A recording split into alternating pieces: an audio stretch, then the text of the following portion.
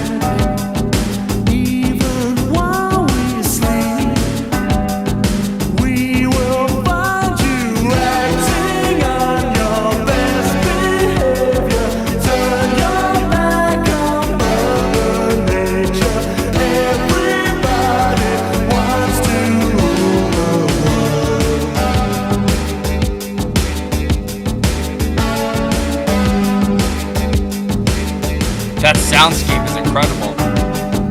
It's my own design. It's my own remorse. Help me to decide. Help me make the most of freedom and pleasure.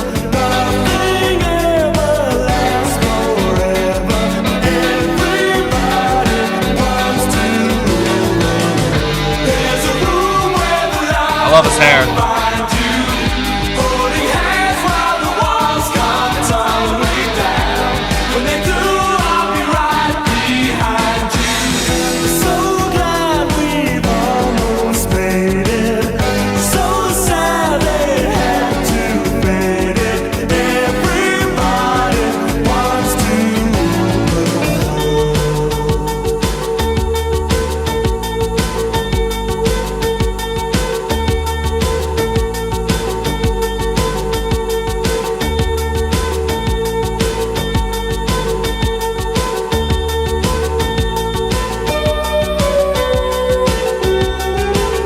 Whoa.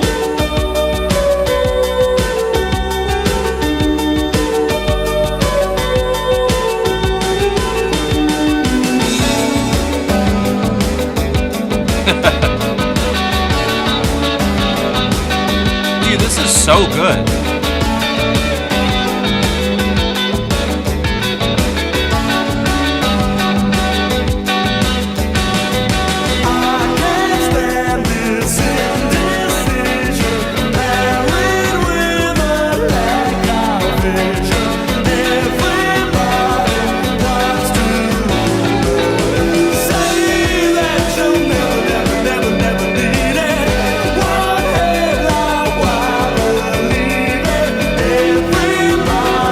so cool.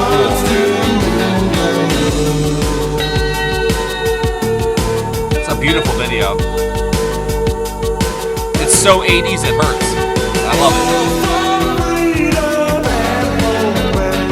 Oh, those gas prices.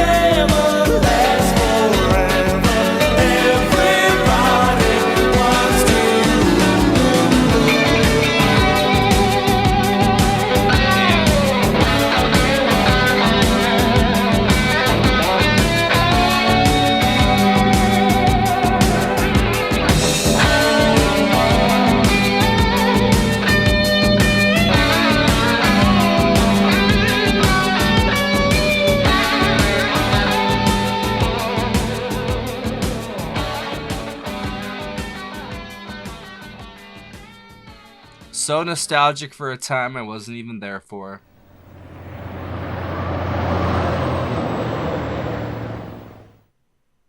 There's something about 80s highways, man. I'm not even kidding. There's something about them, seriously. I guess there's always that fascination with the, the decade that preceded you. And I kind of had a weird childhood, so I kind of grew up like probably how a lot of y'all grew up, because I grew up in a very strict household, shall we say. So I've had I kind of grew up in the 70s, in the 80s in a way, but I grew up in the 90s. But I don't know, that song just speaks to me, bro. It really does. And not even like on a lyrical level, I'll talk about that in a minute, but just like musically, man, the soundscapes they painted with the guitars, the synths, the drums, his vocal, the vocal harmonies, not just his vocals, both of their vocals. I thought that was fantastic. They created like a fully realized world there for like 4 minutes straight. And it was almost effortless. Like they just completely came right into the song with all of it already on the table. It's almost like the song, like you already knew it in a way, but they were just playing it. I don't know how to explain it, but like I said, like as someone who was born in like the 90s, early 90s, it's the 80s are just like so strange to me, but like they call to me like no other decade, and it's just probably because I wasn't there for it, but I barely missed it, and I probably didn't miss much, to be honest. But there's just something about the culture from the 80s that I've always been fascinated with, and it seems like our modern zeitgeist is very fixated on it as well. We're just remaking everything from the 80s and just redoing the same stuff over and over because everybody's kind of lost the creative bone in a way, or they're just lazy, and they just want to have IPs and stuff that people already know, and they just want to be able to recycle things over and over and over, and people are just tired of it, to be honest, and that kind of is the reason why I've dived back into the music of yesteryear and your guys' stuff, because honestly there's not much coming out that interests me. I've got my prog metal stuff that I like, but even then it's kind of contrived to me now. Now that I've heard like the originators of the music, it's not that it's bad, it's just that I hear the older bands now. Y'all have ruined me. I'm just kidding. No, but seriously though, like I've completely, my musical palette, it's changed. Like all that other stuff is still there, but I've kind of, I don't know. It's kind of flipped in a way. It's very strange, but it's probably because I, do this every single fucking day. So I would hope my music taste would change. So let's see who we got for this. All right. So that was Roland Orzabal on electric and acoustic guitars, the first guitar solo, the Yamaha DX7 and Prophet T8 synthesizer, backing vocals, Kurt Smith on lead vocals, synth bass, Ian Stanley on the Fairlight CMI, the Yamaha DX7, Lynn drum, Oberheim DMX programming, and then Manny Elias on drums, Oberheim DMX programming. And then Neil Taylor did electric and acoustic guitars and did the second guitar solo.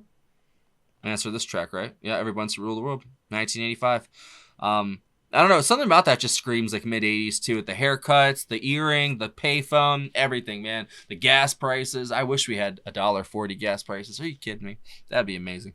I just found out today I have to do some car repairs because my emissions, I guess, are due in like a week and a half, and I didn't know.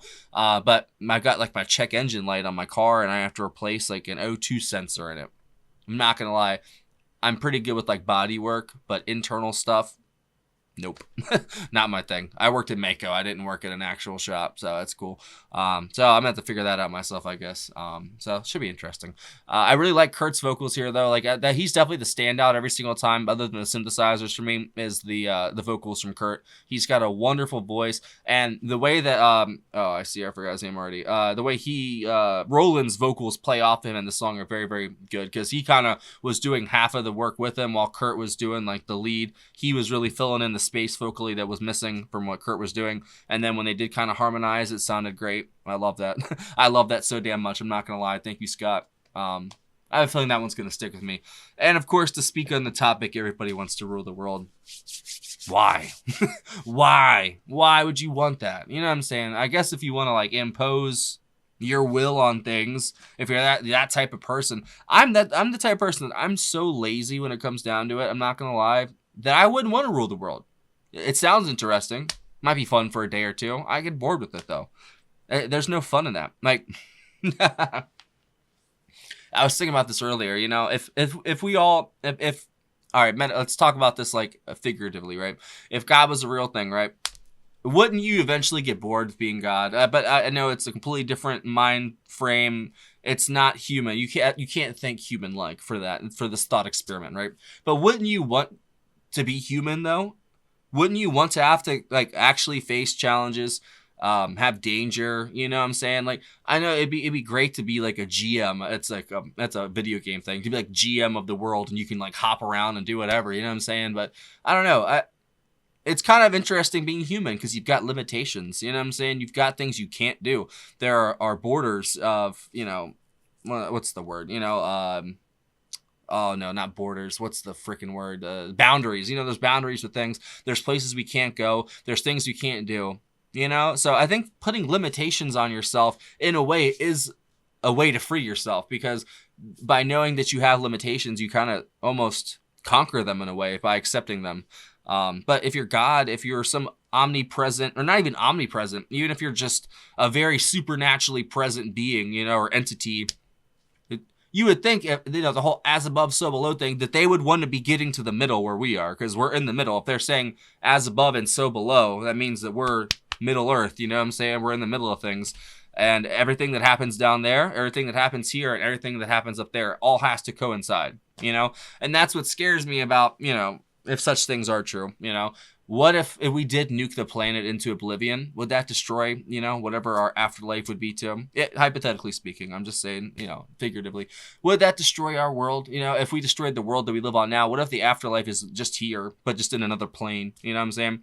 I've had dreams of other versions of Earth, shall we say. And I don't know if that's like just my overactive imagination, or I'm timeline hopping, or I just, you know, the astral projection thing never left me, and I've been doing that since I was a kid. I've been all over the place, bro. It's crazy.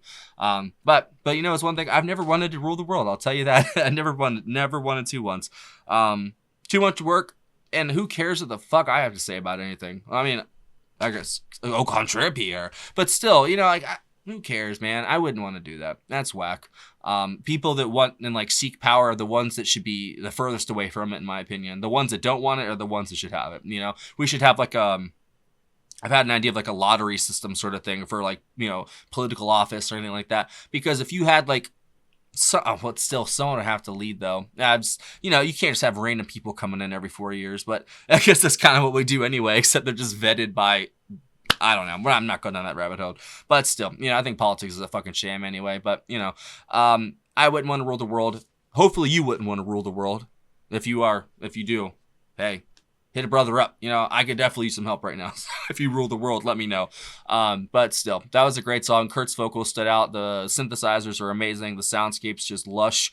And the guitar solo, both of them, were excellent. Like I said, so 80s, it hurts, and I loved every second of it. So, if you have any other tracks by Tears for Fears you think I'd like, leave it down below. I'm down to check out whatever else. We've done a handful of tracks by them so far, but they've been definitely a highlight for me every time they pop up. So, thank you for watching. I will see you the fuck later.